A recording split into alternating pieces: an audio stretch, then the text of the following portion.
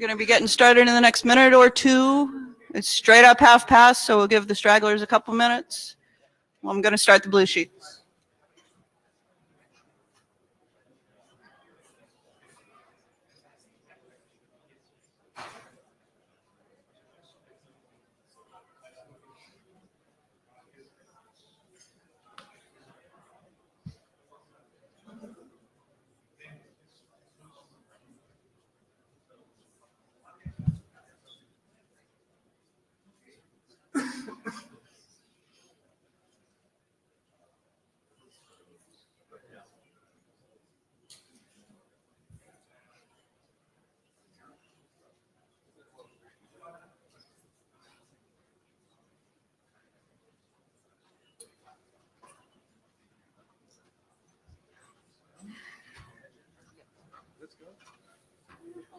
We can give it a couple minutes. Yeah, okay. Yeah, Coming back from I'd give it a okay. You're right. Yeah. I've never been to it.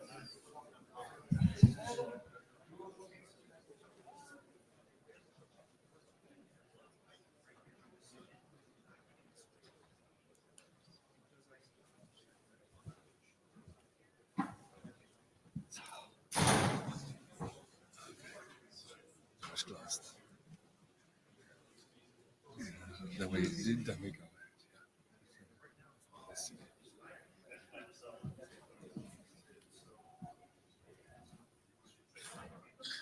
Do we have Jabber's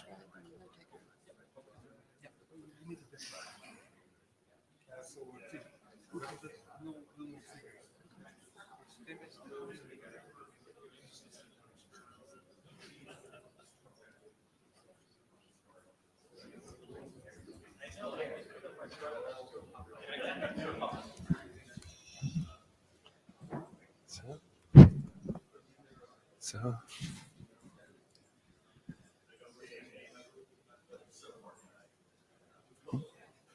Good afternoon, everybody. We want to start in 1 minute, 30 seconds. Please find a seat.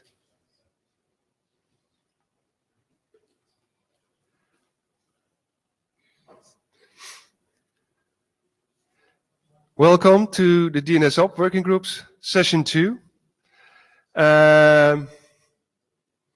I'm Benno Overeiner, Suzanne sitting here, Tim in the room over there. Our scribe is Tim Wattenberg. He's also presenting at the end of the meeting. So who is the backup? Who wants to be the backup scribe for this afternoon? Not everyone. Should I appoint someone? Jabber scribe, yeah. Only as a backup. Only as a backup, only when Tim is presenting.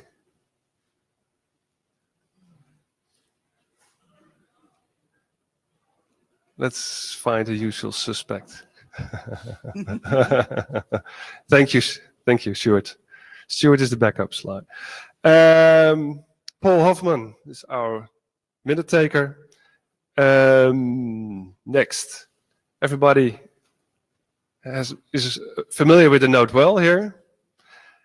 The blue sheets, please fill them in, because we have a very large room now, but we want to keep these large rooms. It's very comfortable to hear the echo. The agenda for this afternoon is current working group business, 2 presentations, 2 drafts updates, and some new working group business. All our work, as previously mentioned, is on, of course, data tracker and our GitHub. So if you want to look at that or want to use that, use GitHub. Current working group business, TCP requirements, Dwayne, and the DNS server cookies by Willem, and some 5 new working group business. Some of them have been presented already earlier, but not adopted yet. Good. I think we can get started. I want to ask Dwayne first to kick off. I have here the generic slide for you.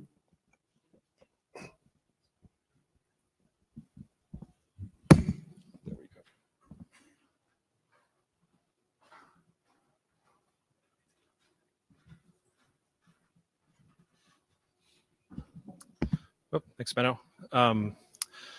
So I'm Dwayne. This is a little update about the DNS over TCP operational requirements draft that myself and John Christoph have been working on.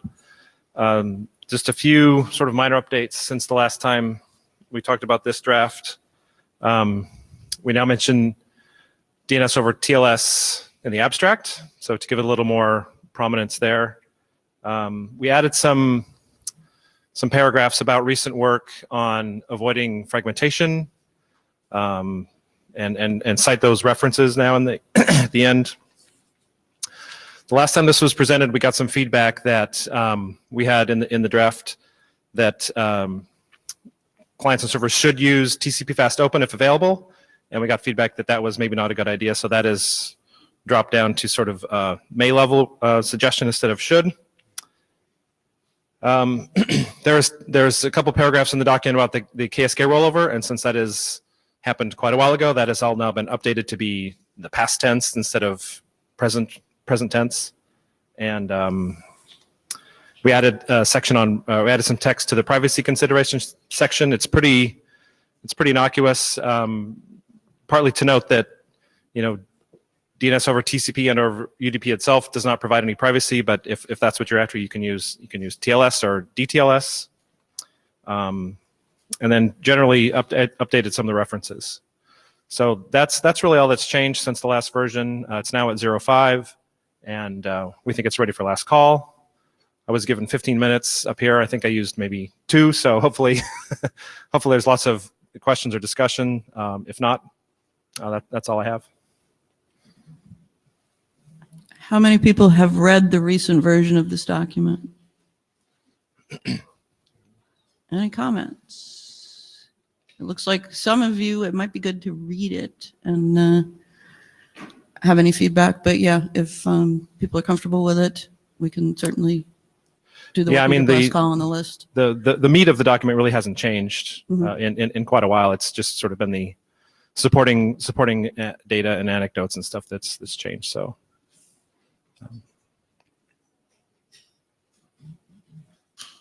Okay. Yeah. Okay. Right. Thank you. I think we will send an. I actually have one other question.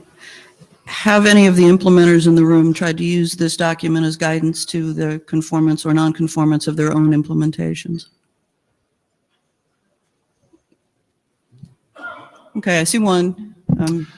That would probably be the other document, maybe more. The protocol requirements document is separate, but but they are very related. They have a lot of similar things. What I'm trying to determine is has this document been how much has this document been tested against real world activities and assumptions? So this is Paul Hoffman. I got the feeling that, and correct me if I'm wrong, Dwayne, that you really stayed away from requirements and such in this document. That it really was, if you are doing this, don't forget about these other things. In fact, don't wait until you've implemented to think about these other things. Think about them ahead of time. So that might be, I mean, Suzanne, another sort of way to ask it is, has this been useful to anybody reading through as they were doing their implementation to go, oh, whoops, thank you. I mean, to me, thank you would be the best parts of this. So that's actually a better form question. Thanks. Andre, I see. Let me clarify. We just put a completely new networking stack in bind, and we'll be definitely using this document as a base of tuning it into like well-behaved DNS server again. Thanks. Okay, that's exactly what I was looking for. Thank you very much.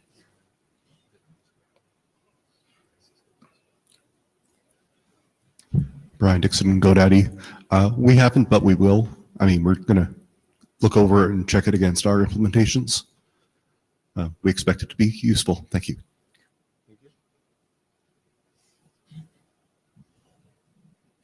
Okay. So, sorry, one question. Is that, Brian, thank you for that offer. Do you have an idea of a timeline? Can you do that in Sometime between now and the end of the year, probably. Okay. Probably sooner than that. Yeah. Okay. Because thank you for the practical. When do we go for the working group last call? Yeah. We can wait for you if it's before the end of the year. Yeah. Is that, Feel free to ping me if I Okay haven't with you, responded. Sure. Yeah. And again, it's for authoritative DNS that we have our own implementation on. Thank you. Relaying for Peter Spacek from Jabber. We plan to extend TCP TLS testing on not resolver, so we will have some feedback next year. That's pretty vague. Yeah, we won't wait that long, but maybe we needed this then. Okay, but I think everything between now and in 4 to 6 weeks before the end of the year, I think is acceptable. But then we have to make progress. Yeah. Okay, that sounds like we can go ahead and kick off the working group last call. Thank you. Thank you.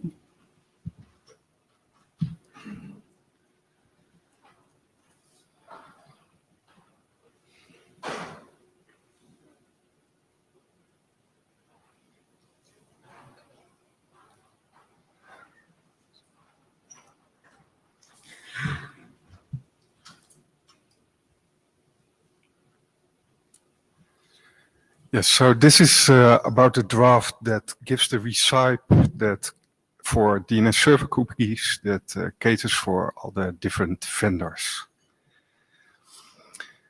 So all UDP services that reply with a bigger response than the request, like is possible with DNS, they are susceptible to be misused for amplification, denial of service attacks.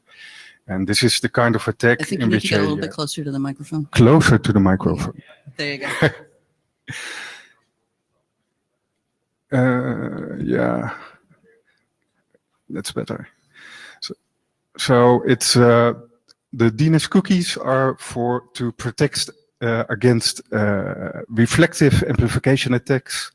This is the attack where the attacker spoofs the IP address of the victim and sends a lot of small DNS queries, which will be result in a large answer with which the victim will be flooded. And DNS cookies are a DNS native mechanism to deal with these kind of attacks. Note that TCP, DNS over TCP would also be a solution because it has a handshake, so spoofing is not possible. But TCP requires quite a lot of state at the server, and DNS cookies are very lightweight. They do not require a lot of state at the server, actually just a single secret for all the relationships with all the clients the server has. So it is like a handshake though. So a client, this is how it works. Client creates a client cookie, which is basically a nonce. The server generates the server cookie based on the client cookie and the client IP address, and then returns the server cookie alongside the client cookie in the DNS response. And in subsequent requests from the client, the server will recognize, yes, I'm the only one that could have created this server cookie. So I've seen this client before. I will provide larger answers for it if it wants to. I will not truncate these answers. And also, this client does not need to be response rate limited anymore. So what was the problem? RFC 7873, the DNS cookies RFC, did a great job at defining this mechanism, except that it was sort of liberal in how the server cookies would be created.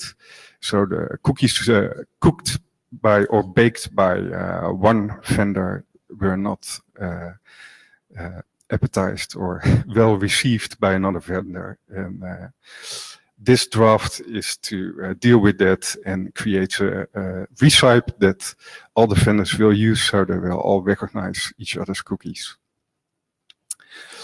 We started to do implementation for all the well-known open source DNS vendor implementations at the hackathon in Prague at the IETF104, and that was a big success. we had working interoperable server cookies for those implementations. So we thought, okay, we're almost done. We just have to do the client cookie and then interoperable test each other's implementations, the resolvers to the authoritatives, etc. And then we're done. This can go to last call and we're finished. Except that didn't happen. So we focused on the client cookies in Montreal and we discovered that there's a problem. And to explain to you why there's a problem, I've given here the recipe for client cookie that we no longer use. It's no longer in the current draft, but it was based on the client IP address, the server IP address, and a secret.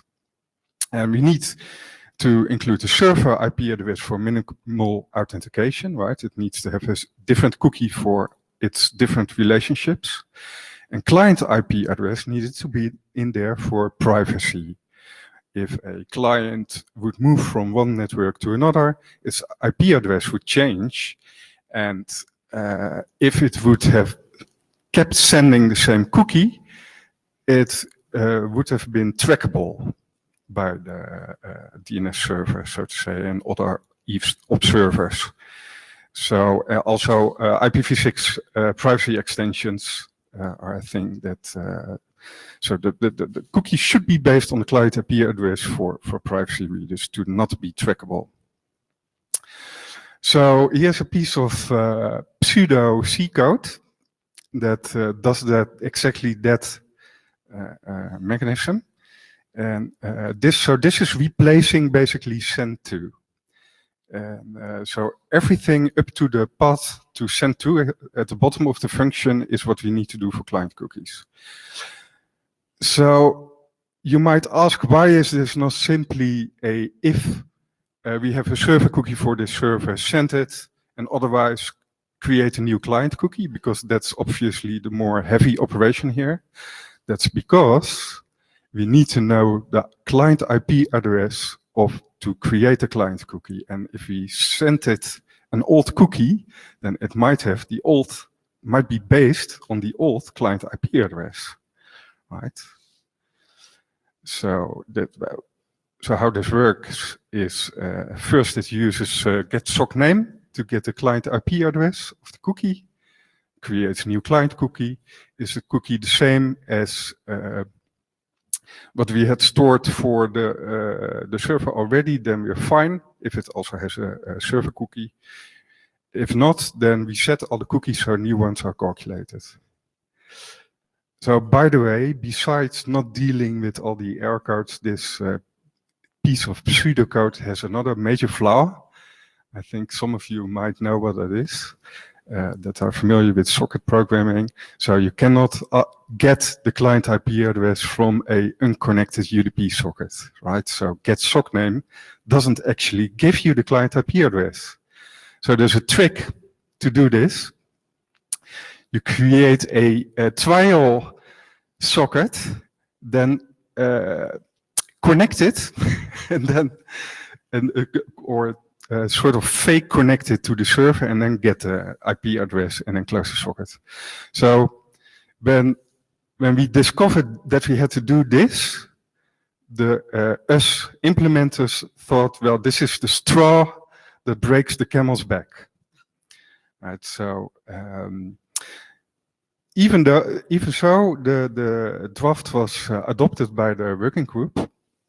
And we adopted the text that said, well, you know, if privacy is a concern, then just don't use cookies. And then on the list, people, Philip Homburg mainly, said, well, that's a real pity, and I think there might be a way to deal with this. And so there was a lot of discussion, both on the list and off the list, because we don't want to bother the working group with all the technical details. But this is where we've ended up, and we think this actually works, preserves privacy, and also has a short path towards sending out client cookies. And so it's completely leaving out both the server IP address and client IP address of the client cookie generation. It's just a 64-bit nonce. It's if a client sees a new server, it creates a random cookie for it. And then only if the server returns a server cookie, it will store this client cookie for that server alongside the server cookie and also its client IP address. Then the next time the client will connect to the server, it will bind, and it has this server cookie, or it connects to a server which has a server cookie. It will bind to the IP address, which will, cause failure if IP address changed, and so it can then create a new client cookie. So this was tested at a hackathon, and it sort of works.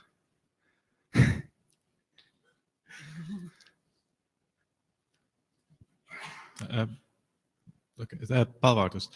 So I'm a little confused. So you don't want to put the client IP address through a hash function for privacy reasons, but you still keep the client IP address in memory with the cookies. So what privacy have you gained? That's not clear to me.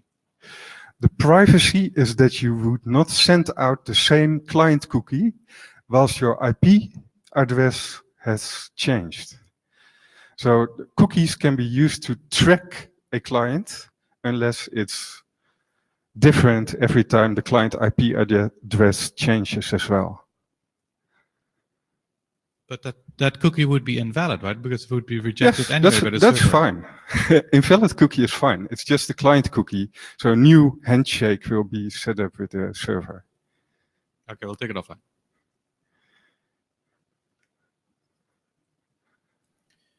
Yes. Hardiker, ISI. So I agree with Paul that I understand that if the cookie never changed, that would be a problem. But why can't the client just change its secret all the time? And yes, so indeed, so that cannot be done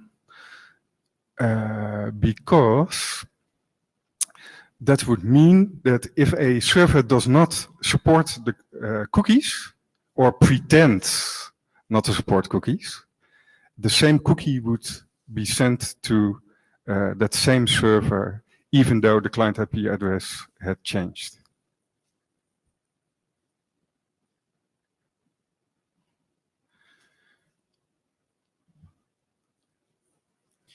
I think what I'm saying is that if a client wants to manage its privacy, it can dictate how often it creates a new cookie with a new secret that it randomly generates.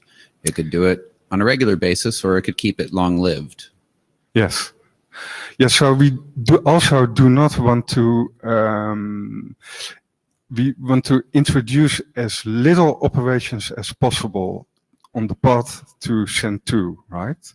So what we now propose in the draft, it's actually not on this slide, is that if a server does not support cookies or seems not to support cookies, then the client should just remember that and not try to send a client cookie to that server for a certain period before it creates a new client cookie, which is key. And therefore, just a secret and server IP is not enough to that non-cookie supporting server.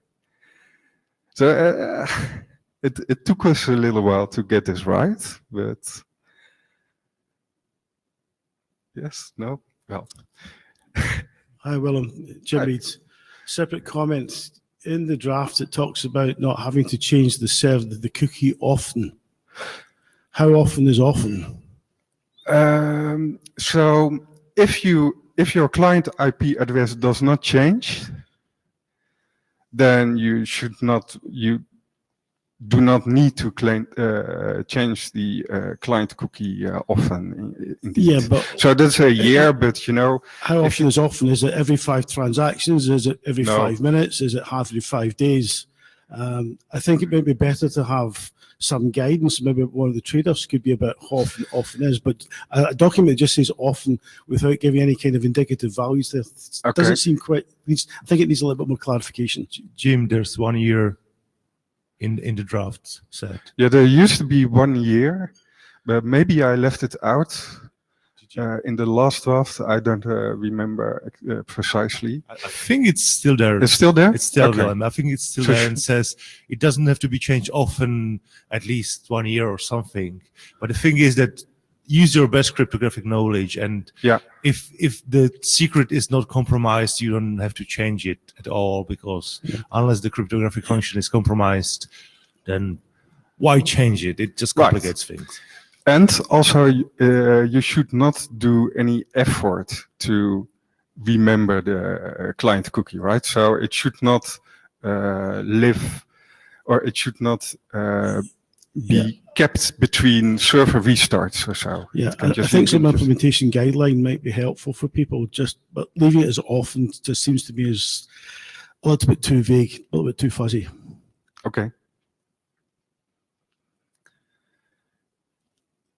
Paul Hoffman, seeing that there's been a couple of questions, I think your decision to have the discussion happen offline for this change might not have been that great. So can you bring things back to the list for this, just so that Yes. the questions can get resolved, not just by reading the document, but also by seeing the logic? And also to Jim, it does, I just did a quick search on there, is right, it does say 1 year.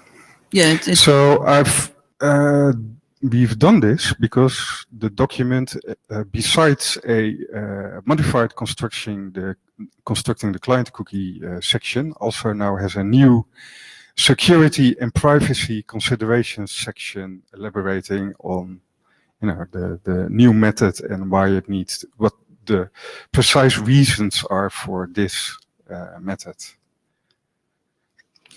So it sounds like where we're at is more implementation experience and more discussion on the working group list, and maybe next call before Vancouver.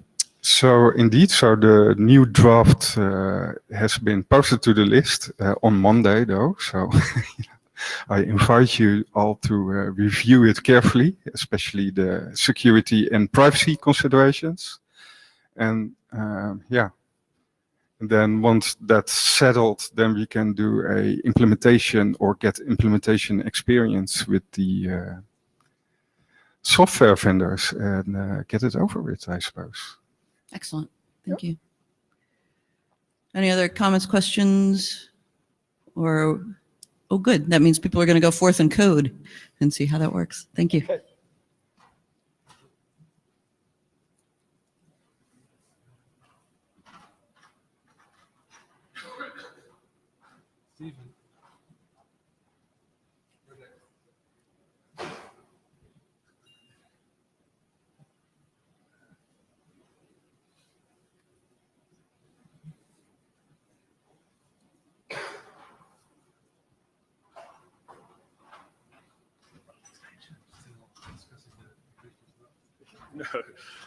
Hi. So this is our DBD draft we mentioned last time. The mechanism in 03, which we've updated recently, is pretty much the same. There's a lot of editorial changes, some clarifications based on discussion last time. Implemented it more. There was a bit of code before, there's a bit more now. And deployed it on a small set of domains of mine. There's code there. It's a bunch of Python code and some bash scripts to create zone file fragments, and a bash script. It's kind of a wrapper around dig just to make it look a little bit less horrible. And the signature verification and creation stuff, which is the most complicated bit of this, is included in that implementation, and kind of works. Looks like that. It's lovely. Yeah, I think that kind of has pretty much all the features of the draft nearly. There's another domain that uses 25519 SIG as well. And that's kind of it. Our goal, I guess, is to progress a flavor of this if somebody would want it, and take questions and comments. So I think it's it's at the point where it's ready to either kill, adopt, pause, whatever. So I have a couple more slides explaining it if somebody needs, but we did those last time. All right. You want to go to the microphone, Warren?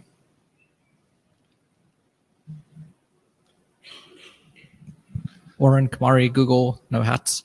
Can you remind me again what exactly the use case is? I mean, I've read it a few times, but can I do stuff like, can you publish a record saying that your a related domain is apple.com? Like, it feels as though unless you have them pointing in both directions, the semantics gets a little odd. The And semantics could get a little odd for some use cases like that, yes. Okay. But you can, both sides could do it. If you're going to say unrelated, that's kind of not going to be bidirectional. There are some cases where if you use the signature mechanism, it doesn't need to be bidirectional because the signature can kind of get you that. Whether that is something, it would make sense in something like a membership organization if you wanted to do it that way. I guess But the it's an unrelated use optimization case today. seems great to me. The other, I just don't fully understand how I would use it or when I would trust it. But the unrelated is really useful. More than happy just for that. Yeah, again, I mean, the idea here is to do a kind of really minimal semantic. And then if you have an additional semantic that does require bidimensional, then there's a tagging thing there. Hey. Relaying for Peter Spacek. Out of curiosity, did someone outside DNSOP indicate interest in this mechanism besides theoretical use cases? I mean, I'm looking for practical use cases, not just the theory described in the draft. I didn't quite catch that. So Peter is asking for real-world use cases, which are not just theoretical, and asks if somebody explained interest in this. Sure, but I mean, that's a great question. That's a question I have. Alex from Comcast has what he thinks are real use cases.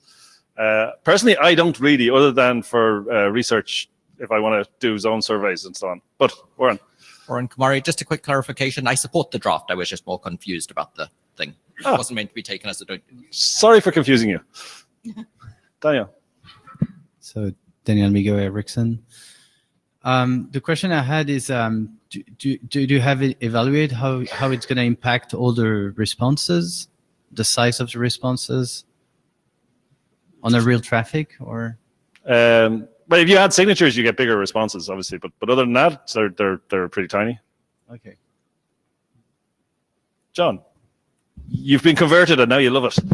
Hi, it's John Levine with two separate comments. Sure. One, just for the record, I'm still not thrilled with the justification for inventing a mutant form of DNSSEC signing here rather than using DNSSEC. Yeah, because I find the arguments unpersuasive. My more serious concern is that I don't see how this is useful without something along the lines of the Mozilla PSL to say like all the stuff under these two names are parallel. And given that we've kind of given up on standardizing anything on the PSL, I'm thinking that I would put this on the shelf until we until we come back and see if we can take another whack at the debound problem. Okay, so this is very much on my part an attempt to try and see, is there a small subset that's smaller than the PSL debound problem that is worth doing? And the answer might be yes or might be no. This is sort of the same part of the problem that Andrew Sopa proposal attacked. I mean, he did it in a different way, but it's sort of like this. I mean, you can imagine, just barely, sort of papering the trees with parallel things, which would be, I could write a Python script to do that, but it would make things look pretty ugly. But I guess I would like better worked out examples that don't say, and of course, somehow that the subnames are the same, because at this point you don't. Okay. Tim. Tim Wasinski speaking for myself. We actually do have a real legitimate use case with my employer trying to solve this problem across organizations, across domains, across sort of customer organization sort of thing. So this is like step one, and we have a step two idea in our head, but we'd like to see something like this sort of start to happen. So answer that question. Thanks. So looks like John again. Just to clarify, if we could somehow deal with the parallel with the subtree boundary problems, I totally agree that saying two subtrees belong to the same people is a useful statement to make. I'm just not sure that this is the right way to say it. Okay. So I guess it's kind of up to you wise chairs to figure out what you want to do. Yeah, I was just thinking about that. Thank you for summarizing that. No, but I do hear mixed opinions here in the room. You want to? So we. Yeah, indeed. So, but that indeed. How many people did read the document? Okay, quite a few. Excellent. And I like, well, as you stated at the start of your presentation, what do we do with the document? Do we continue? Do we kill it or something else? Yep. So I want to, also from the room, a little bit mixed impression, pro or con. I want to take it to the mailing list. Sure. And I think some people do see the use case. Please also on the mailing list reiterate that, because that might convince the other people that it is useful to pursue this work in the working group. Paul. Paul Hoffman. So we had a vocabulary problem in ABCD yesterday, which has just come up here, which is the word this. Like yesterday in ABCD, or 2 days ago in ABCD, there was the how many people want to work on this? And a lot of people raised their hand. And then when there was a discussion, it was very clear that they had a different this. This is a great example of a different of this between this document and John Levine's debound. I'll be very blithe here and say what is proposed in this document are a couple of things which Stephen has said are extractable, and he might be happy with just one of them. Debound, John's debound is somewhat boiling the ocean, but in a way where everyone would then be happy if we could get there. So I'm a little bit hesitant if you go to the list and say, do we want to do this? Because I believe some people would agree with what Stephen just said, which is even a little bit, starting with just a little bit of this would be good. And there's a practical reason for this one little thing. Other people, of course, are going to be happy to boil the ocean. This is DNSOP. But I think we need to, the question needs to be much more narrow. And you might even say, how many people would support adopting this document if it was just Section 3, just, something like that. So I can make a suggestion. I think it's a valid point to try and distinguish, what we've put in this document versus the bigger problem. So maybe the question would be, do people want to adopt this document or bits of it?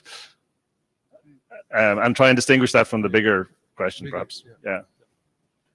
But okay, so take it to the list, I guess. Yep. Thank you. Take it to the list. Thank you. Yeah. I think the chairs need to sort of consult on what's the most useful way to form the question. So we will take it to the list. Thanks, Stephen.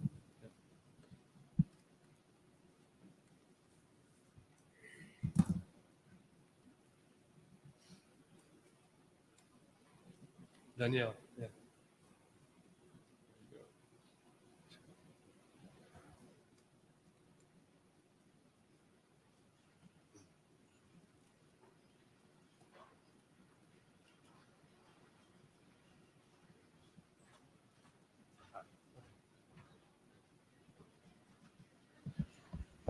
Not as tall as Stephen, so take the mic. So DNSSEC resolvers, operator recommendations. So it's a draft so a little bit of history. We already presented some previous version of that draft, but we just handled it the bad way. So I think now we're achieving the initial goal, which is to provide some recommendations for the operator. And the main thing is to encourage them to deploy DNSSEC. Okay. Oh, okay. So the motivations. So a little recap. How much time do I have? 20 minutes. Okay. So motivation. The trust in DNS validation relies on the signature, and the trust, which is the owner of the private key associated to the DNS key, is the legitimate owner of the signed R. So you have a trust anchor, and then you have a chain of trust where multiple DNS key are validating each other's. And each of those keys can be okay. Each of those keys can rotate over time. So the real flat model for DNSSEC resolver operator is then to consider what should I do and what happens if there is a malicious DNS key that is being introduced. So the operational recommendations we have are basically encouraging those DRO to enable DNSSEC validations and to provide them sufficient trust into the DNSSEC validations. So we have some categories, which is we address the provisioning, the monitoring, and the management. And I think maybe an important part of that document is to clarify what is actually the responsibility of a resolver when DNSSEC is being enabled. So to demystify that is, well, when you ask, can you enable DNSSEC validation? Well, if something goes wrong on the internet, I'm going to be held responsible for that. And well, we'd like to go against this myth and say, no, it's not you. So even though we have 20 minutes, I don't think I'm going to explain it here, what is a validator. But the document has a clear, as a recap of what's the validation process, what are the different modules that have been involved into that. So you have the time, the cryptographic libraries, you have the DNS cache, and then, well, the DNSSEC validation engines with DNSSEC message that are also being used to manage the trust anchors. So, what are these recommendations intended to do? So, we first like to minimize how those operators do interact with the validations. The main principle is to let DNSSEC go on. We don't want to tweak the protocol, nor that they require some expert in DNSSEC. So the expectation is that they just be sufficiently confident that enabling should be sufficient. We also stress on the importance of having automated operations to minimize the operational errors, and to focus on preventing the configurations error, as well as provide some early detection mechanisms. So the categories we defined are into three. You have recommendations for startup. So when you start up a resolver, you have runtime recommendations. So what should be done on a running resolver, and some more specific actions that are classified as on demand. So in some cases, we expect that those operators may want to check some specific things, so that's part of the on-demand. So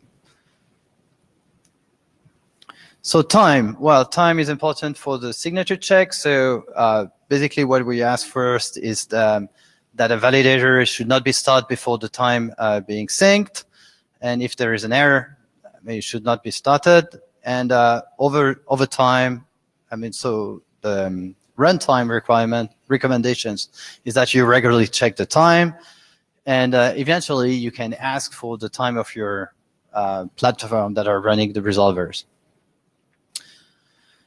So the thing with time is just to make the difference between the categories of the recommendations. So startup, runtime, and on demand. Then we have a list of recommendations that are based on that are targeting the DNS key record. So I'm going to start with the TA, trust anchor. So we have positive trust anchors, and we have negative trust anchors, and all of those belong to a trust anchor store. Yeah. So when we're talking about management of those trust anchors, well, you should consider that they are being configured. It's a configuration thing. So, well, the DRO should be able to have their own configurations and to ensure that the DNSSEC resolver, when it's started, is start with the appropriate TA or NTA, and when we are thinking about TA, it's the TA with the right value. I mean, the up-to-date value. Then those TA, I mean, they are not, they must not be hard-coded somewhere. So they should be able to be updated. So within the resolver at that point. So, and it should be also possible to check and to report what is the TA being used. So what are the TA considered by this DNSSEC resolver?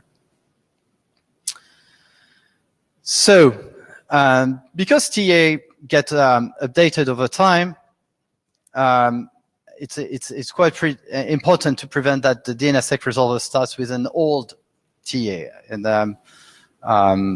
so the configuration of the TA is really has to see as a two-step process. You define which entry point you're going to trust, and the other that corresponds to the trust model. And then, what is the actual value of that TA? It does not belong to the trust model, but it's more related to the configurations. So there is a provisional step at that point, and we would like to split those two, because the trust model is likely not to evolve so much, but those value associated to the TA are likely to evolve over time. So the theoretical process for configuration the TA is that the DRO defines the domain name it trusts. So it's really the entry point. And that corresponds to the trust model, and it's expected not to change over time, or I mean during a long time. And then once you know which entry point, so if it's a root zone, or if it's some other TLDs or whatever, once you know that, you should have a third-party mechanisms that is going to retrieve the appropriate value for each TA. And once you have your TA, you can and TA, you can generate the configuration file. So, well, I'm saying possibly young, but it's to have a single process. And then once that's done, the resolver can be configured and started. But they should not be started without having the step A to be defined. So with that model, only the DRO, I mean, only the trust model is defined by the DRO, and everything is being automated. And the TA are always being provisioned with the latest values. So the main advantage is that by doing so, when you reboot a machine, when you reboot your resolver, you don't have to check that the TA have been recorded into the file system that is only write-only, that is only read-only, for example. So once you reboot, you're always, you always have the latest and the appropriate values for the TA. Now, the other thing is, so did I miss the slide? Okay, so one recommendation is that when you start up, you should rely on a bootstrapping mechanisms to retrieve your TA. And well, the DNSSEC resolver must validate the TA before starting the DNS resolver. And of course, if you have a failure, it should not start. So now that we have multiple steps to configure those TA, we want them to be deployable and realistic. So a possible way to, and I think a simple way to implement those recommendations is actually you have a DNSSEC resolver that is already configured with the right trust anchor, and so it's likely to fit the trust model for 99% of the ISPs.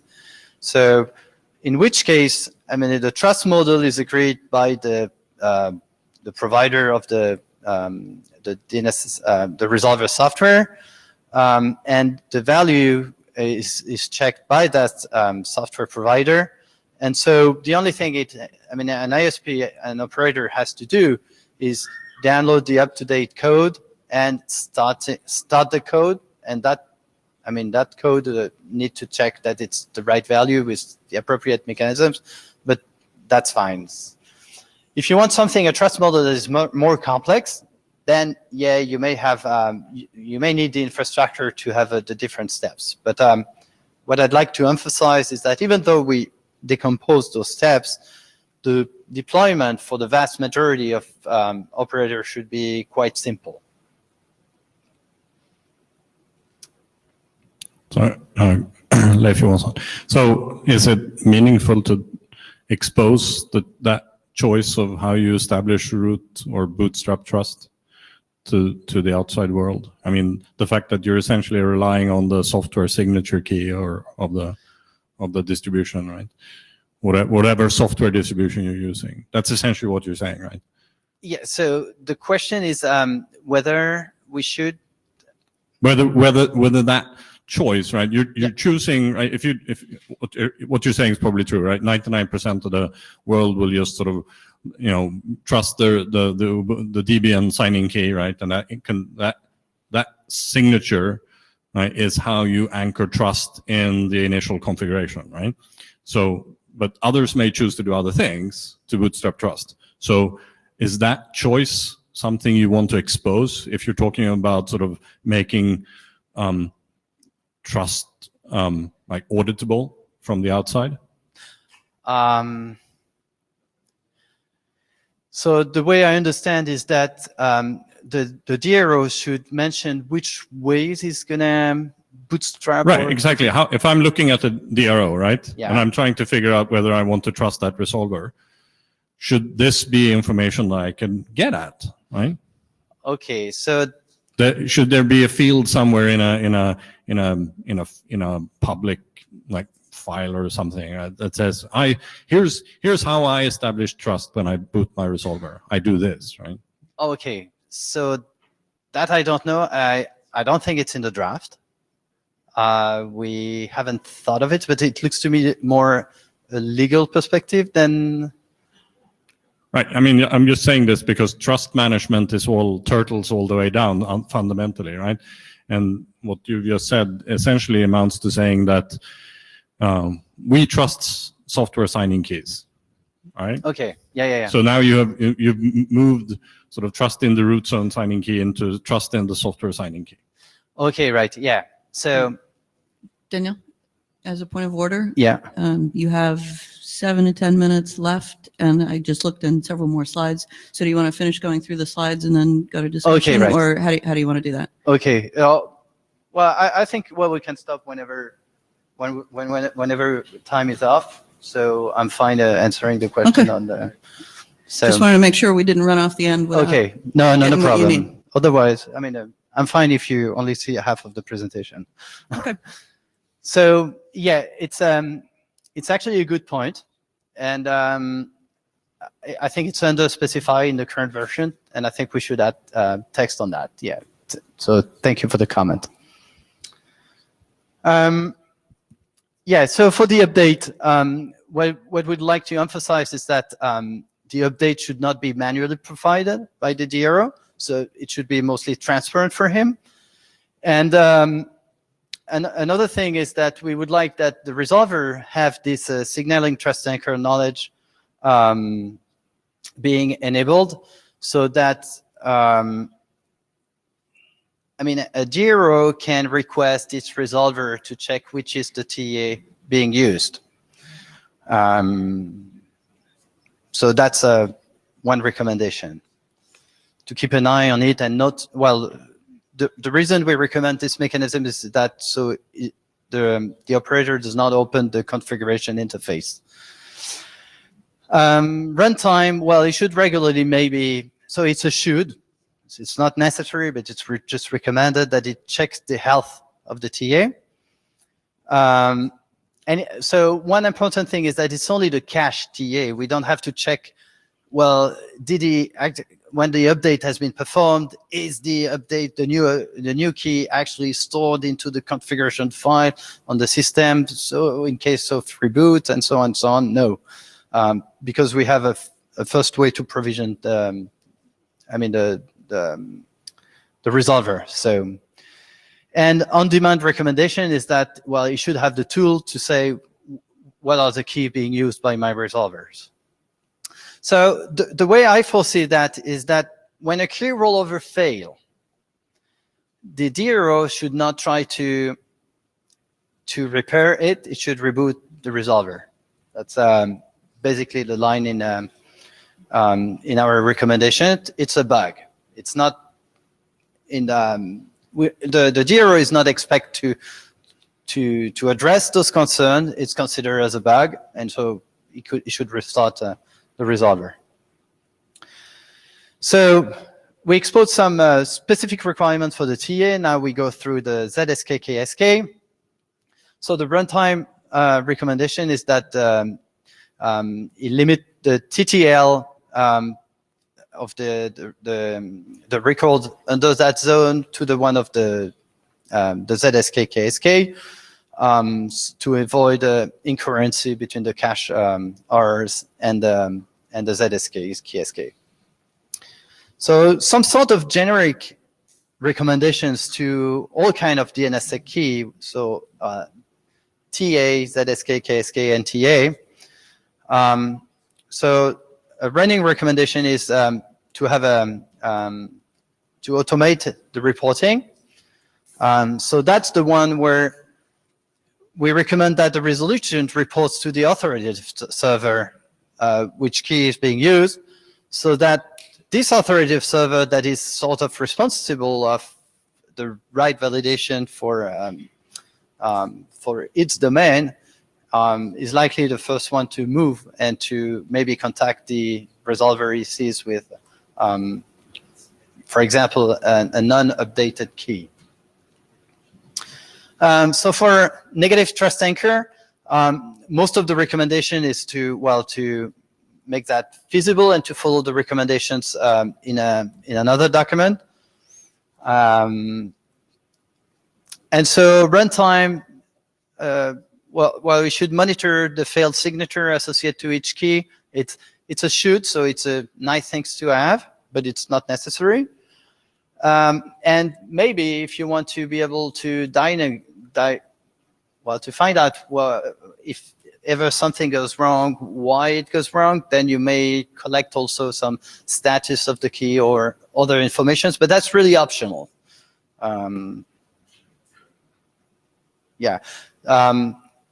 You should be able, if something goes wrong, an emergency cache rollover, KSK rollover, to flush the cache. So initially it would be nice to be able to only flush the errors associated to the KSK. Suppose you have a corrupted KSK and you want only flush the errors that has been validated by that KSK, but flushing the full cache is also something possible. Crypto deprecation. So we want to be able to move the crypto and be able to update the crypto and not having a software that carries all the legacy crypto. So we would like that DROs are confident to say, yeah, this type of crypto is never used, so I can decently remove the crypto library as associated to that signature scheme or whatever. So that's a recommendation. We recommend to check what is actually being used in the software. Invalid recommendation is when something is invalid, it would be good to have a system to be able to report that to the maybe to the authoritative part of that.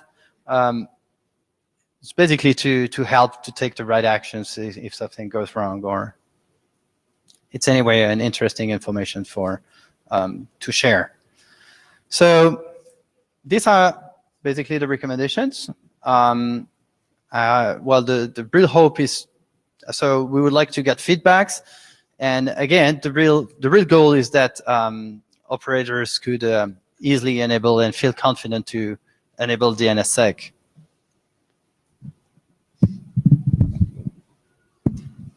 So yeah, we do have a few minutes, so go ahead. Okay. So Chris Box, BT, I just wanted to say thank you for creating this document. because, well, thank you to you and all the contributors to it, because we're at the point of just working on enabling DNSSEC validation. So, it's really useful to have this available. Looking at the history, it looks like it's been in draft status for the past 5 years. So it's an ongoing thing. So is from this, are you intending to publish it, or is this something that you expect will continue to need ongoing additions? I think we're now, I guess we're pretty mature now. The reason it has been for a long time in the draft state is basically we had issues to position correctly. So we were, the previous versions are mostly having some mechanisms, mandatory mechanism for the DNS resolvers, which is not the right way to, so we figure out how to do that. But I think now we have the right path to, and I'd like that document to be adopted. That's okay, thank you.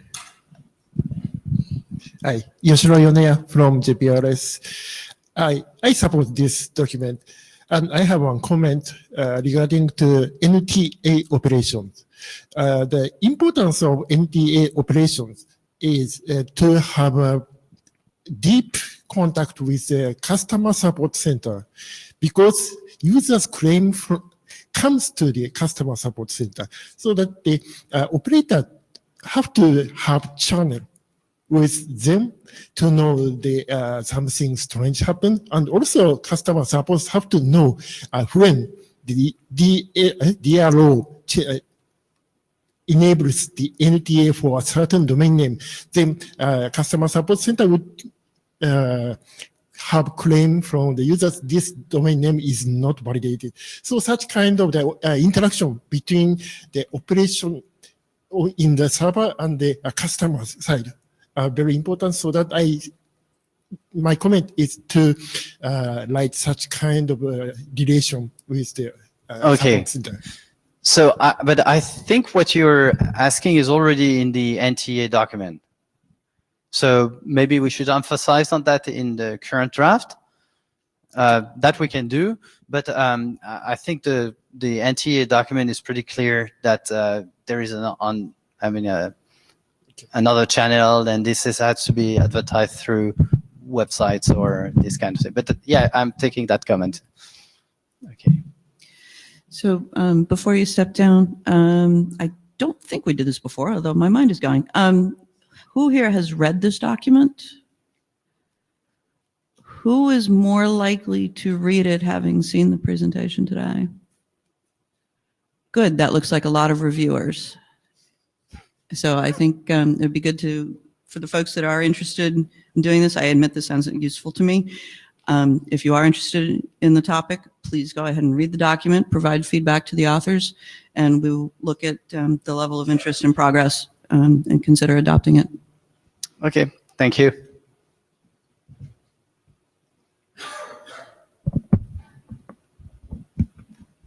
Next up, Fujiwara-san.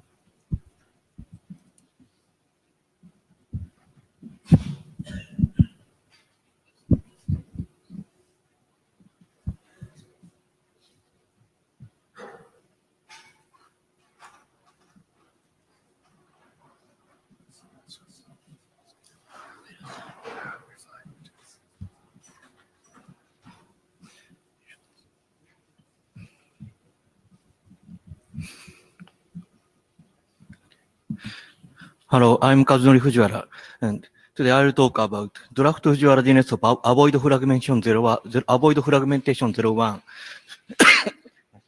avoid fragmentation in DNS again. RC 8085 UDP usage guidelines, BCP 145, published in March 2017.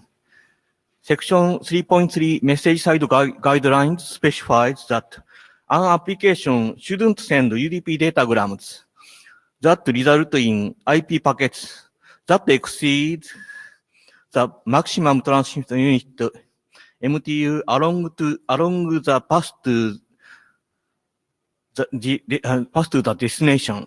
And an application should either use the pass MTU information provided by the IP layer or implement pass MT discovery PMTD itself to determine whether the path to a destination will support its desired message size without fragmentation. And previous BCP 145 RC 5405 November 2008 unicast message size unicast UDP usage guidelines for application designers already have same text. Then avoid fragmentation in DNS, avoid fragmentation in UDP is effective after November 2008. And I checked fragmentation in DNS RFCs. And DNS RFCs discuss issues of fragmentation.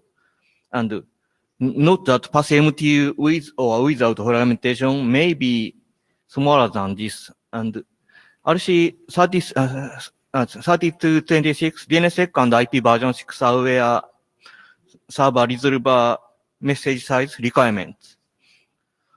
All DNSSEC and IP version 6 compliant entities must be able to handle fragmented IP version 4 and IP version 6 UDP packets, and must support EDNSL and advertise message size of at least 1220 octets, but should advertise message size of 4000. And RFC 4035 DNSSEC says that must support a message size of at least 1220 octets and should support message size of 4000 octets and must handle fragmented UDP packets correctly.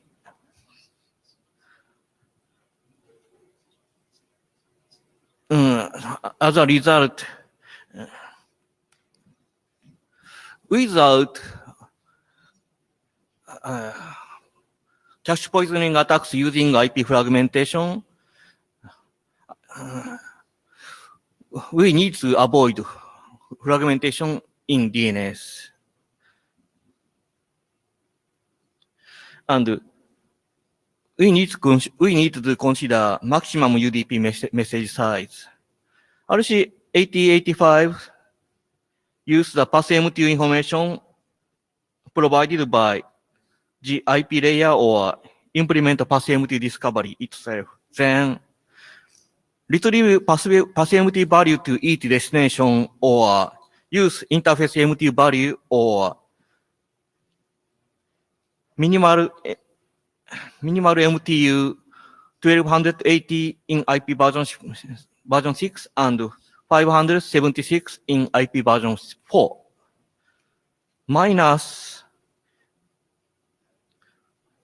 IP header size plus UDP header size.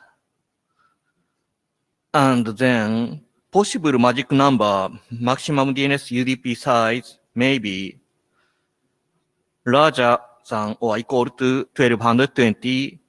RC 4035 DNSSEC defines at least 1220 octets.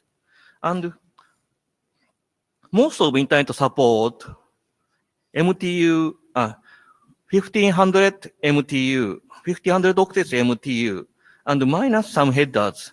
Then maximum DNS UDP payload size may be 1400. And DNS Flag Day 2020 people proposed 1232. And the draft proposes recommendations. UDP requesters and responders should send DNS responses with IP version 6 don't flag options. Upon a timeout, UDP requesters may retry using IP version, using TCP or UDP transport. per local policy. And requesters should compose UDP responses which result in IP packets that do not exceed the pass MTU to the requester. The maximum, the estimated maximum DNS UDP payload size should be the actual or the default maximum DNS UDP payload size. And the value may be, the value is equal to or larger than 1220 and smaller than or equal to 1400. And maybe 1232. And zone operator should consider small response size configuration. And fragmented DNS UDP message size, fragmented DNS UDP messages may be dropped before IP assembly to avoid cache poison attacks using IP fragmentation. And how to retrieve pass MTU value to a destination is written in manual page. Please see get socopt manual on Linux. And I don't know how to get the value on BSD. And this slide shows changes from 00 to 01.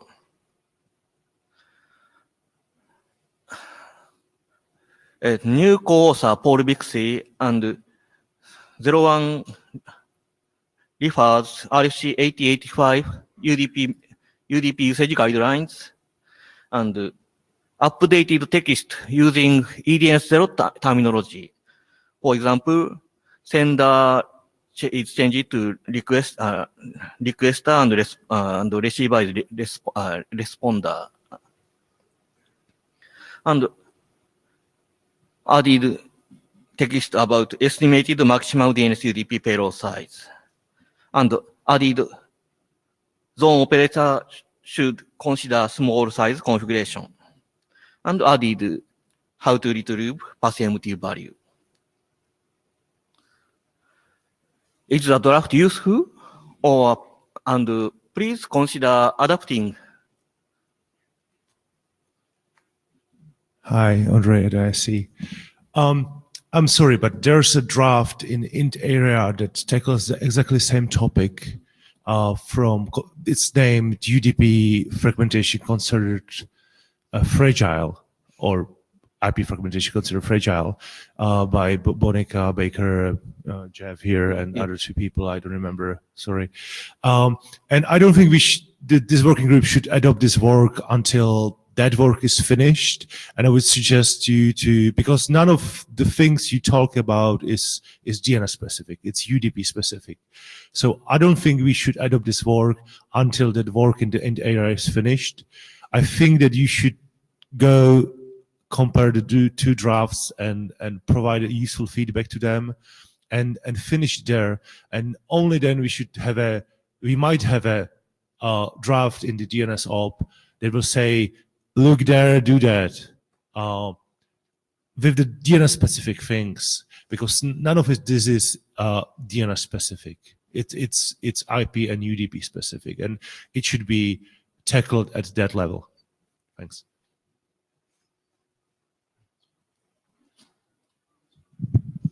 Warren Kamari, Google. Following up from that, I'm assuming that you're meaning IP inter-area fragile.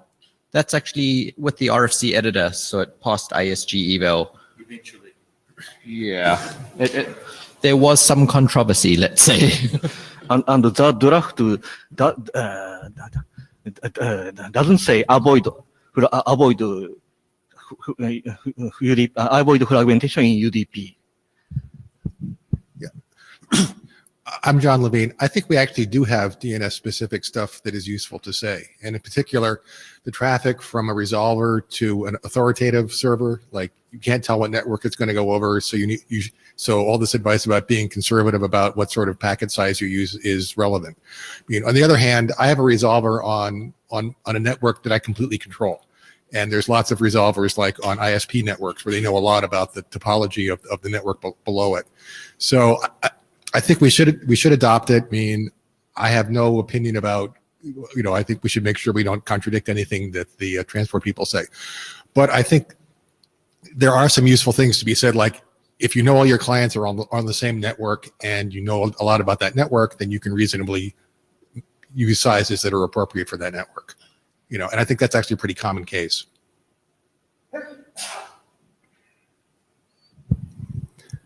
Brian Dixon, GoDaddy. Sorry, Warren, would you mind following up with what for those not following that other draft, or what exactly it's talking about?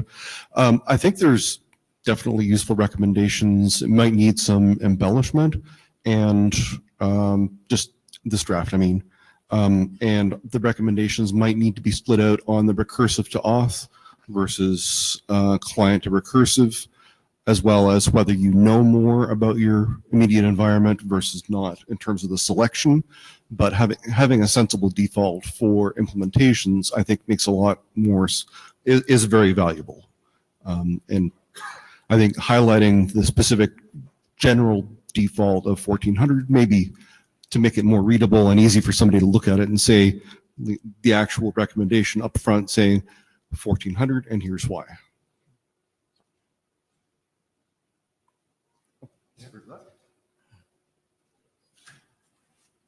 Jeff Houston, yes, I am the author of that, but I was going to head down a subtly different direction. I think you're being too prescriptive, and I think you're jumping to a solution from a minority case. When you actually start looking at the survival mechanisms for large fragmented UDP responses, they're actually higher than most folk think. They're not 100%, there's nowhere near it. But the problem really is that resolvers tend to rely on timeout to detect failure. Because how do you know to go to TCP? You need a TC equals 1 response, which means the server has to go hunting. And we said on Flag Day, that's a really bad idea. So you're jumping straight to a solution. You should set the MTU for this, and that will solve all our problems. It won't. It's probably the wrong approach in general. Now, there was a piece of work that was looked at briefly and discarded, which was actually quite interesting. Davey Song came up with a thing called ATR, which sent back a big UDP response, including fragmentation, waited 10 milliseconds and sent back explicit truncation. It sent back the query with the trunc 8-bit set. If you lost the fragmented UDP, there was a packet saying try TCP immediately. It got rid of the timeout. Your problem in performance is actually the timeout. And what you want to avoid is two things. You want to avoid a lost TCP packet too big timeout as much as you want to avoid a UDP timeout. And so what you've really got to think about in the DNS is for UDP, you actually want to run with quite high MTUs, as high as you can, because when you go to TCP, when you finally get there, that's the last resort. And there you need to run with low MSSs. And you're kind of saying, well, I'm going to solve the UDP problem and that's the end of it. That's not true. There's a much deeper set of interactions. And the thing I think we have to realize is that if you want that switch to be fast, you actually have to encourage a TC equals 1 setting. One way is this muted Flag Day that says no large UDP forever. Now, like I said, that's kind of solving the 6 to 12% problem for everyone. So we're all part of the problem now, even though large UDP packets make it for a lot of folk. This is a minority case. And it's sort of imposing the worst possible solution, i.e. everyone goes small, simply because some folk don't make it on the lifeboat. So I actually think deeper problems here. Interior is looking at it right now. There is no hurry. Most of the time, most responses are quite small, except for .org, and that's their problem. We can wait for a while and think about this a bit more. I don't think this is ready for adoption.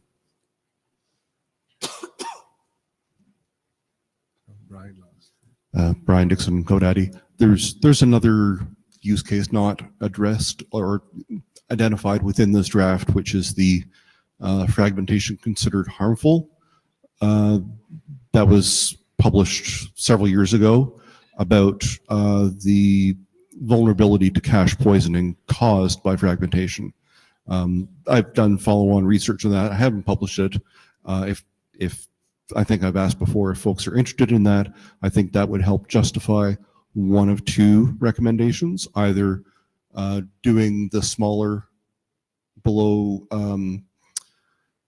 MTU as far as like this draft is concerned, and the other of which is doing the DNS cookies. And one of those two would be adequate for addressing the cache poisoning attack caused by fragmentation. And I'm not sure, do we want to take that to the list? Okay.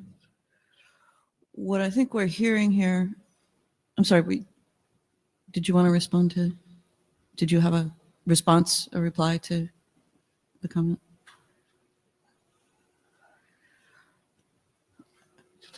So it sounds like that should go to go ahead to the list. And sort of the larger point, what I think we're hearing here is that this does represent a significant amount of effort, and thank you. But there is related work going on in int area to the general problem, to the general issues around fragmentation. We should wait and see the status on that. We should take a look at what's going on there and figure out what of this work that is perhaps still useful as advice to DNS implementers and as DNS specific. So I think that what folks who are interested in this work need to do is review what's going on in int area and then further develop perhaps any aspect of this that is specific to DNS and the implementation of DNS. So that sounds like a reasonable way forward. And I see our Jabber scribe at the mic. Go ahead. Yes, relaying for Chatlab. Suzanne, the int area work is done. Okay. Then it should, well, for some value of done. So Paul Hoffman. So I know that the one draft that Warren said is in RFC editor queue, Okay. but I thought there was other work that was sort of following along that in int area, or was that it? All right, if it's Did in that RFC fall editor away? queue, that makes the task easier. of Very good. figuring out- Okay, so Right. Warren said that it was just that one document. Okay. I'm sorry? Okay, he thinks that it, so I think we should check because I seem to remember that there was work that was going to happen in int area after that finished, at which point then we would wait to be beyond all of it. But if not, once something's in the RC editor queue, we can read it and then do the determination you just said of therefore what is left. Okay. Warren, could you do the chairs a favor and send the pointer to that document to the list? And then you and the chairs can get together and make sure that we've pointed out all of the related work and proceed from there. Go ahead. I have another comment from Mark Andrews. Cookie isn't perfect for defeating fragmentation. We'll know tsig key and then some draft name, draft Andrews DNSOP. Defeat frag attack 00 can defeat the attack. So basically Mark wrote a draft on this as well. So we'll review the work in int area, however much there is of that, and in whatever state, and we can further discuss on the list. Thank you very much.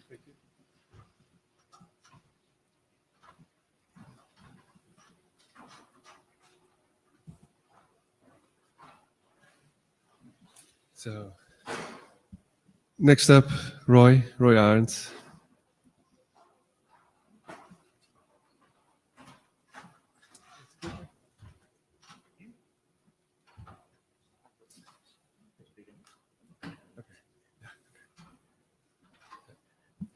Hi, everyone. Let me just put this a little bit higher. Perfect. My name is Roy Arends. I work for ICANN. All opinions expressed here are my own. The facts speak for themselves, but the opinions are not necessarily shared with my employer. I wanna say that beforehand before I start. The reason I say this is because this topic is a little bit controversial. So I would like you to keep an open mind, and I'm wearing my good shirt, so careful with the tomatoes. I'm going to talk about private space names.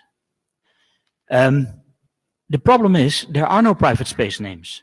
There is no such thing. There's no document, no RFC that tells you how you can use private names in the DNS. I'm talking about something similar to X headers in MIME types, as RC 1918 address space, X subtag in private use language tags, etc., etc. Even in the DNS, we have private types, we have private R codes, we don't have private use names. So if you then look at the solution space, I mean, in absence of a standard document of how to do things, people think of their own way of doing things.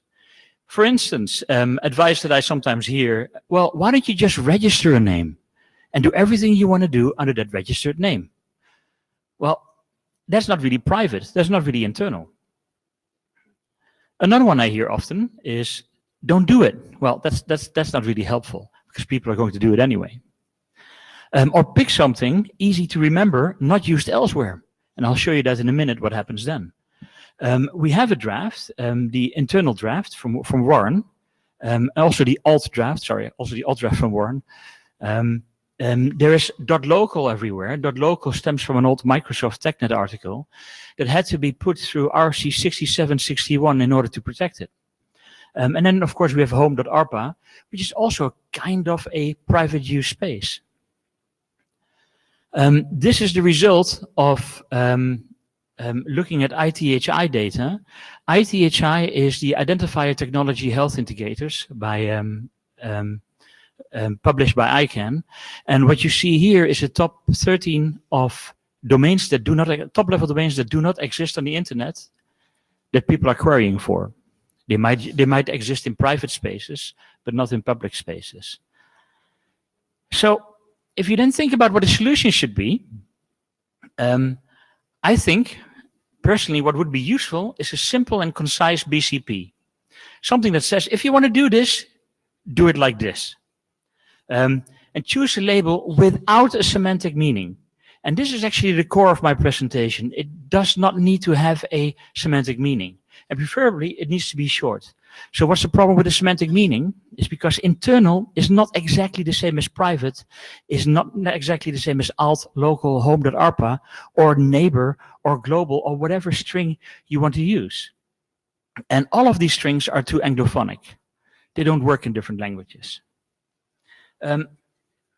Also, please use a name, or sorry, use a label that is defined as never to collide. Right? You want to prevent collision with anything expected in the future. So initially I had a bullet point that says maybe a 1-character ASCII domain. Well, that's never going to happen, I can tell you that. That will be a policy development hell, let alone all the things you need to test in order to get it working. So maybe you can use a 2-character ASCII domain. Now this is also a bit of controversial part because the 2-character ASCII domains, they are governed by RC 1591. What does RC 1591 state? It says, IANA is not in the business of deciding what is and what is not a country.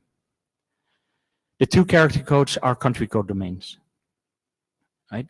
IANA is not in the business of deciding what is and what is not a country, and so it leaves it to the ISO 3166 list. Now, between you and I, ISO 3166 is also not in the business of deciding what is a country code or not. What they do is they map official country names to 2-letter codes. And I'll show you that list. This is it. There are 676, or 26 squared. And they have colors. No, what I mean is they fall into categories. I'll start with a simple one, the white background. Those are codes that can be assigned. They haven't been designed yet, but they can be in the future. So that's a no-go. We can't use any of those. The green ones are those that have been assigned, like BE for Belgium or DE for Germany. Then we have the yellow ones. The yellow ones, they are exceptionally reserved. Those are actually quite interesting. UK, for instance, is exceptionally reserved. UK, in the context of ISO 3166, does not mean the United Kingdom. UK, in the context of 3166, has been exceptionally reserved for to make sure it doesn't get allocated for any other country. So the official code for the United Kingdom and Great Britain and Northern Ireland is GB. And why is that? Because if you are going to get acronyms or not acronyms, initials for the first two words or the first one word of a country, you quickly run out of of republics, of kingdoms. You quickly run out of URs and Ks. So that's why they decided to take the first string that's uniquely identifying the country. In this case, Great Britain. Sorry for the detour. EU is another one that's reserved. And you know what? EU is not a country at all. Well, you know that, right? But what I mean in the context of ISO 3166, EU is not considered a region. And I'll get to that in a minute, why that is. I'm not talking about the top level domains. I'm talking about the context of ISO 3166. So I want to talk about these. These are the user assigned codes. There are 42 of them. AA and ZZ on the top left and the bottom right, and then QM to QZ, XA to XZ. Now, what does the ISO 3166 standard say about this range? You can just do a grep on the user sign, and then you get these three things. Construction of the Alpha 2 code. How is it done? How is it used? How are these two codes used? It says here, the ISO 3166 standard uses combinations in the range of AB to QL, RA to WZ, and YA to ZY. That is what the standard uses. Those are available to the ISO 3166 maintenance agency. In addition, 42 Alpha 2 code elements are not used in ISO 3166. So they are not used in ISO 3166. And in the context of 3166 means they will never be assigned, they will never be reserved. And they go on to explain why. Special provisions. Users sometimes need to extend or alter the use of country code elements for special purposes. And it then gives some guidance. The guidance, for instance, if you need a code element to represent country names not included in this part of ISO 3166, these 42 are available. Now, I know it says country names here, but keep in mind this is guidance. So, how are these codes used elsewhere? And let's start with the ISO codes. ISO standards. 3901, that's the recording code equivalent to ISBN. It reserves ZZ for direct registrants, independent of any country. Now, the interesting one here is 4217. That's currency codes, like, let's say, Singapore dollar, SGD, right? That's an official currency code. The SG in SGD comes from ISO 3166. Swiss franc, CHF. The CH come from ISO 3166. GBP, remember, not UK, but GB. GBP, the GB comes from ISO 3166. So how are they using these user ranges? If you want to pay in gold, because you can pay someone in gold, and it's a transaction that includes gold, right? You use the code XAU. If you want to pay in silver, it's XAG. Now, you can think twice what AG and AU stand for, but if you want to pay in Bitcoin, this is true. If you want to pay in Bitcoin, you can use XBT. I think that's pretty cute. But the XA then refers to the 3166 code, because it always refers back to the 3166 code for the first two characters. So now I can tell you why EU is actually in the ISO 3166 list. Remember, it's not a country and is exceptionally reserved. It doesn't map to any official name. The reason it's in there is the euro was introduced in 99. And when the euro was introduced in 99, and you refer back to ISO 3166, there isn't anything there for EU. Now, of course, you might have a risk in the future that EU will actually be assigned to an official country, right, that may have, I don't know, rupee or ruble, and then you have EUR. So that's a collision. So that's why in ISO 3166, this is exceptionally reserved. That's where EU stems from. There are a lot more. I quickly skip over them. International Civil Aviation Organization, ZZ for UN travel documents. The IATA have those codes. XK for Kosovo, you see that a lot. WIPO, World Intellectual Property Organization, they use these codes all over the place. UN Low Code used a lot in a lot of organizations using them. Reserves XZ for international waters. A few more, but XZ is for international waters. I think that kind of stands out. It's not a country. World Bank, XC for the Euro area, XU for North America. Interpol uses that. When Interpol sends a document out to all of its agencies worldwide, it can basically say, oh, this is from this country, because Interpol is not on the country level. It's an international organization. So when they send a document, they say ZZ to all. ZZ being from that ISO 3166 list. A little bit closer to home, the CAP form, right? The Certificate Authority and Browser form. They use XX to signify a country that's not covered by ISO 3166. Unicode uses these things a lot. RC 5646. These are the tags for identifying languages. You can have your own user code in there, your own user assigned code in there. And as an example, here's Kosovo again. There's SQ-XK, that's for the Albanian language in Kosovo, or SR Cyrill XK, that's the Serbian language in Cyrillic script in Kosovo. I mean, these are currently on your laptops, right? In some library somewhere. And even closer to home, and I think this one is pretty cute. Remember XN-? That's the, I think it's the, what you call it, ACE, the ACE prefix. How is that chosen? Why not PP-? Why not LL-? And it turns out that the the IANA had in 2003 a little protocol for that. It's published, the link is under that list. It's a little bit obscure to find, but it's there. It says the following steps will be used to select the 2-character code. And here is that ISO 3166 mesh again. They're actually using 18 of the 42 codes. But it literally says here, and I think this is important to mention, the use of ISO 3166-1 user-assigned elements removes the possibility that a code will duplicate a present or future CCTLD code. So I'm trying to build a case here that is actually safe to use these codes. These codes are used as intended in various standards, not just RFCs, but also ISO standards itself uses these. So we also know that these will then never be assigned or reserved by the ISO. If they would do so, then all of these standards that uses these private code need to be changed. So it's highly unlikely that that will happen. We also know that because of that, these codes may never be delegated as country codes, right? Because IANA follows RC 1591. We also then know that these UA codes are collision-free because they will never be delegated. And lastly, one important point, the UA codes, user-assigned codes, they have no semantic meaning. Great, that's 5 out of 5. So, in fact, you can have different code for different uses. Remember, you have 42 codes. I'm not suggesting you just do whatever you like. You're going to get that same mess again. There needs some procedure around it.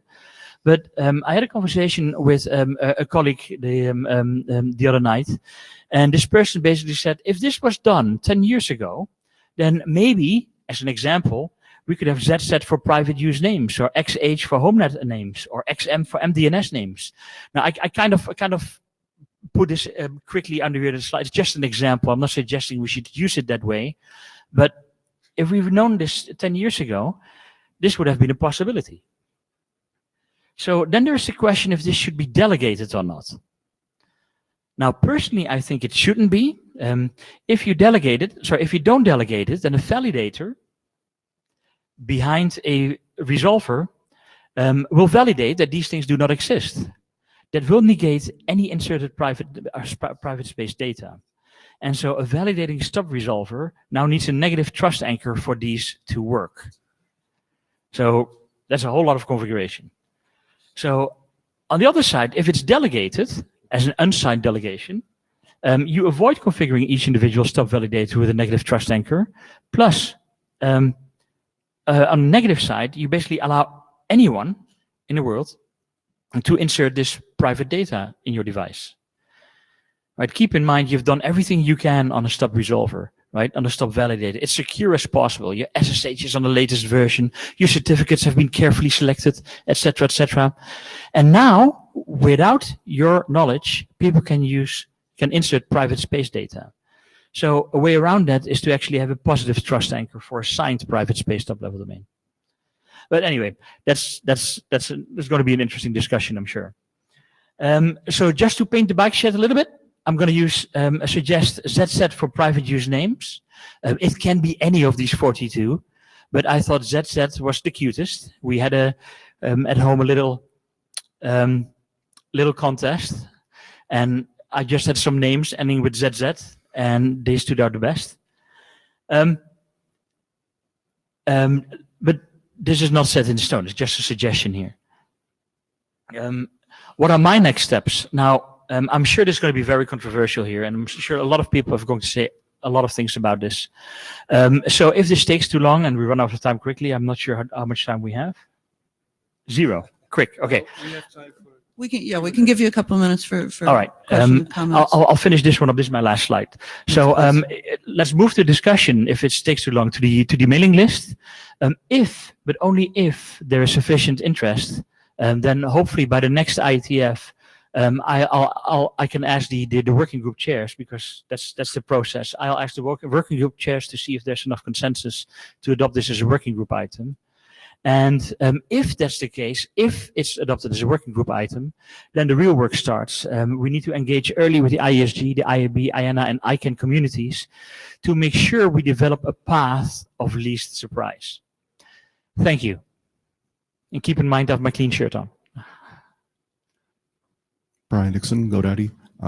This is great. I'm highly in favor of this. I have a use case that would specifically fit very, very well into the delegated unsigned for dealing with some of the implementation issues in architecting a locally scoped, globally unique naming for doing the DNS trace route and naming of unnamed and unaddressed, not addressed globally and not named globally.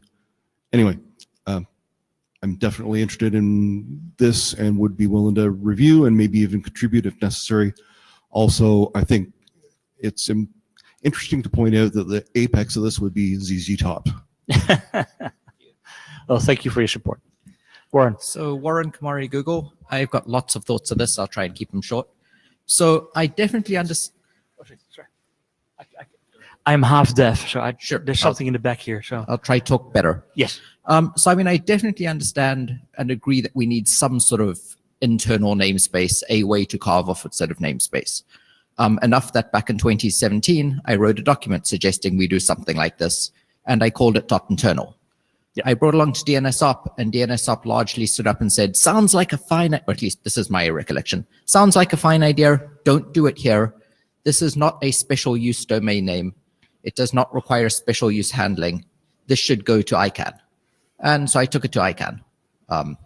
It hasn't really progressed there yet, but the last time this came up, DNSOP said, sounds interesting, not here. On the name, can I respond to that? Sure. All right. Otherwise, I need to remember all the points. Yeah. Sorry. I'm very well aware of the .internal document, and I'm in favor of having something private spacey. There's a fundamental difference, right? And that's what I'm trying to make clear. Is the fundamental difference is the semantic meaning in the very long internal. Plus, the other thing is, I think the document requires currently to have it delegated, and I'm not. This is slightly different. But go ahead. Next point. Yeah. On the specific string, I think that a semantically meaningful string is sadly important. It doesn't really matter what the semantic string is, maybe actually having a couple. But the reason that people have chosen whatever names they have chosen is because they want it to be somewhat descriptive. Okay, I think that that's a place where we're going to disagree. Yeah. If people would use, the reason people have used blah, blah, blah.corp is because they wanted to describe something. Blah, blah, blah.zz, I think it's just going to be confusing to the average user. I also think that this does require some sort of delegation, and it needs to be an insecure delegation. We can have a longer discussion on the mailing list about why. Basically, I want something to go forward. Last time I heard not here. I'm fine with it here. I just want it to go somewhere. I'd also encourage people to please read Suzanne's document on 67 STW. I can't remember the actual name. Yeah, it's been posted on the list a few times. Expired but is it's why really it needs helpful it and needs related. revision. All right. I want to respond to that. Yeah. So first I want to close the line. Okay. Having said that, All right.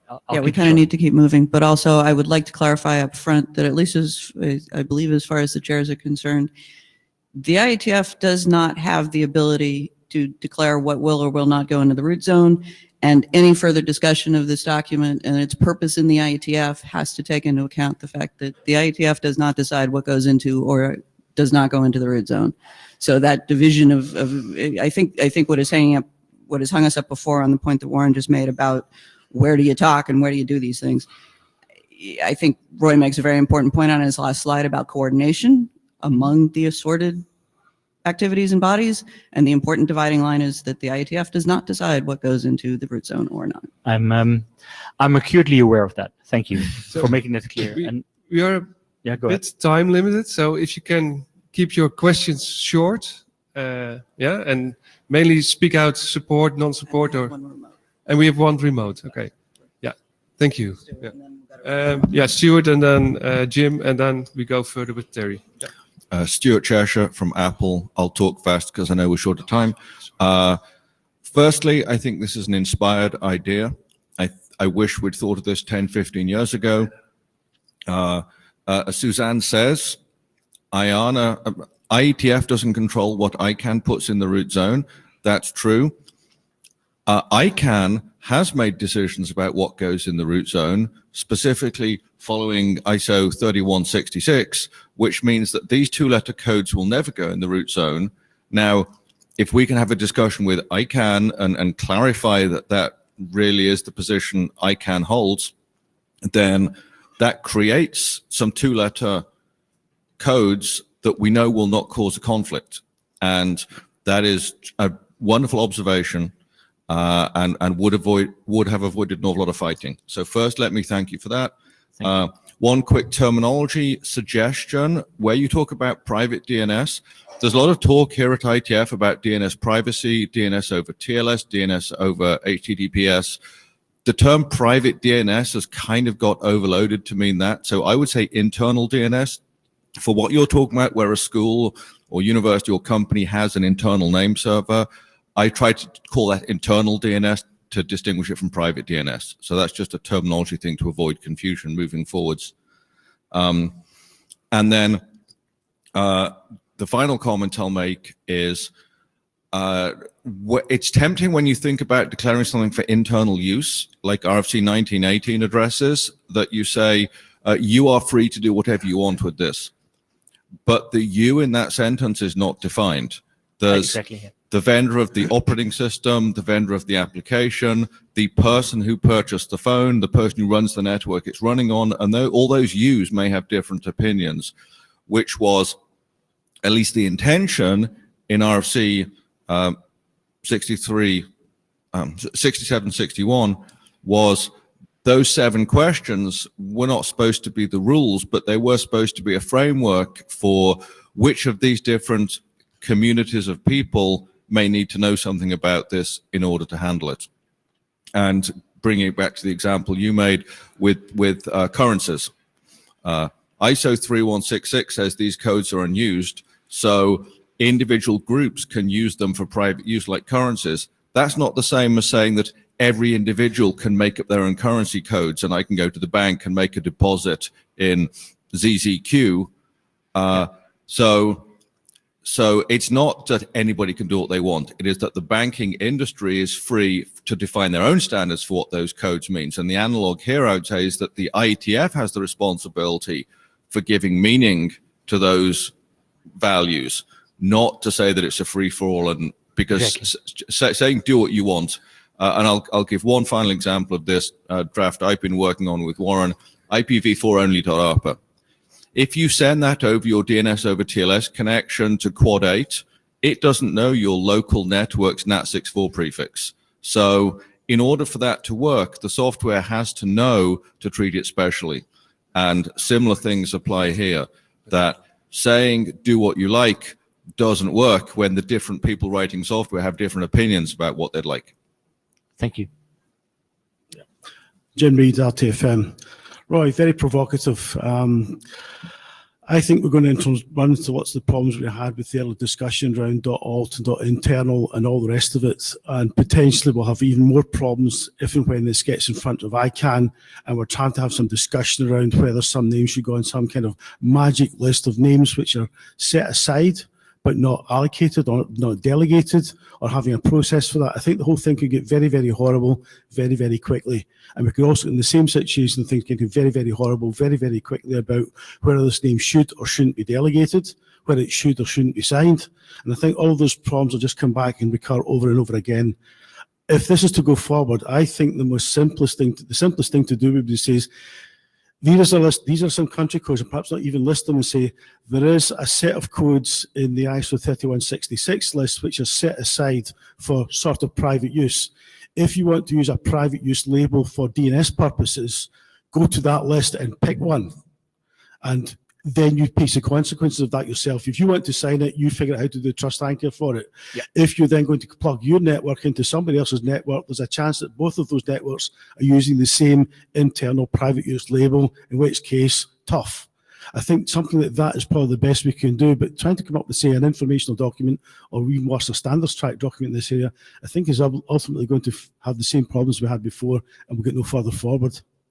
I think also make a reference and say to the 3166 thing, don't list the country codes in an RFC document, because the 3166 list isn't necessarily fixed. That may change at some point in the future for reasons that we can't possibly comprehend or anticipate. Thanks, Jim. We're going to go to our remote. John, if you can go ahead.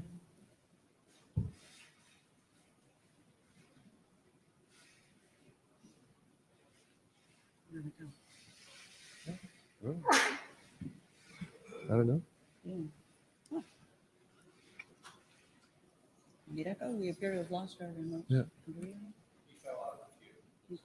Okay. All right. Maybe, yeah. Okay, Terry. I'll go. So Terry Manderson, and God, I have no idea what hat to wear on this. So let's say no hats. As the person in the hot seat around the .home skirmish, I really like this. This is avoids, and when you introduced this, you said this might be a sensitive political topic. I actually think this is really good because it actually avoids political skirmishes. I think this is great. It is pragmatic thinking. It is inherently pragmatic, and I love it. It is sensible. It makes sense to me. So I'm happy to read, review, contribute text as necessary. Thank you. Thank you. Thanks, Terry. Wes Hardiker, ISI. In order to make sure that everybody hates me, I'd like you to actually do both, one unsigned delegation and one non-delegation. May I suggest something? I'm happy for this document to be undelegated, and then we can have the internal document that basically says delegated, and we have two approaches to the problem: one delegated, one undelegated. Undelegated will take significantly less effort. All right. Okay, first comment from Peter Spacek. It's not correct to claim that there's no risk of collision. Collisions will happen when two organizations using .zz are being merged with each other, similar to RFC 1918. Main value of this document is documenting what terrible things will happen if you use .zz for long enough. I want to respond to that. And a second comment from Cleansing. I don't know. This presentation is somewhat misrepresenting RFC 1591 and the reasoning behind it and the context and background of 3166, including the status of the reservation space, including the meaning of never. Not worth taking up working group time, but the authors are welcome to discuss with me offline in either of my capacity as major contributor to 1591 or liaison to ISO/TC46. And also, it also misunderstands the relationship between what ISO 3166/MA can do and what ISO/TC46 can do. Reserved has a funny meaning here. All right. I want to respond to that. First of all, if there's two organizations that both use ZZ, there are probably two organizations that have an HR department, two organizations that have a financial department. They will merge and they will figure this out. I think when they do that, a internal top-level domain like ZZ is the least of their problems. So, sorry to be blunt, but I don't think that's a real problem. And the whole idea is that these are locally unique, but globally not unique. That's the whole point. It's the same way with RFC 1918 address space. If you use it in one organization and in the other organization, you merge the organizations, you have that problem. But thank you for your comments. John Clanson, thank you for your response. Looking forward to engage with you off list, but would welcome very much your engagement on the working group list as well. Thank you. Hi, Sanjeev Gupta.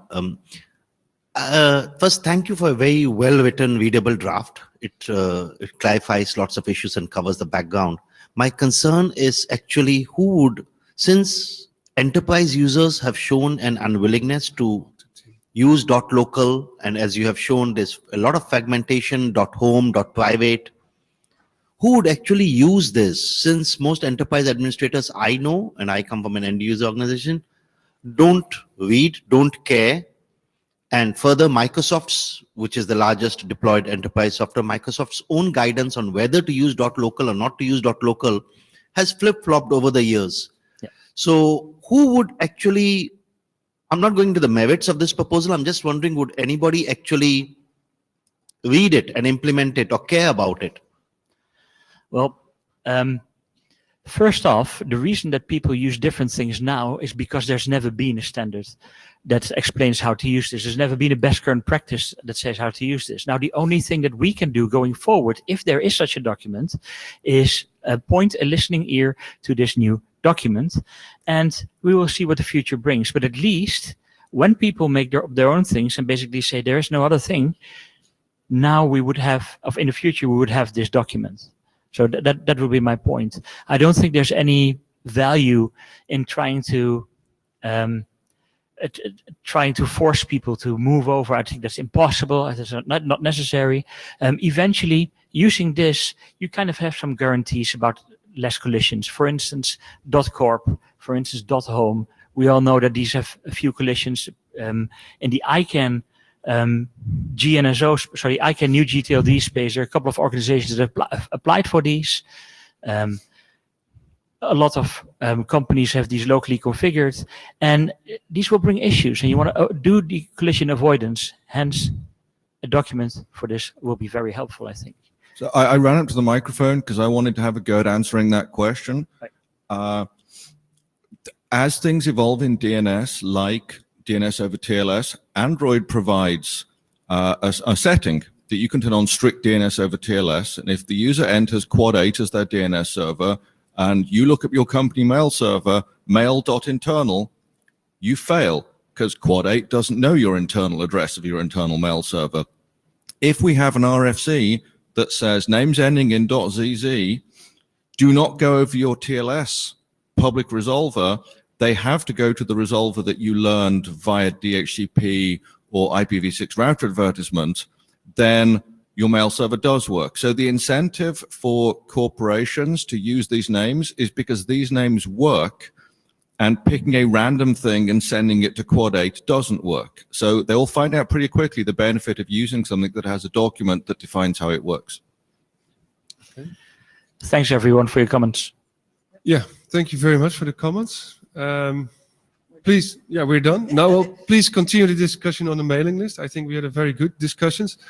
The chairs very naively only reserved 50 minutes for this. Stupid.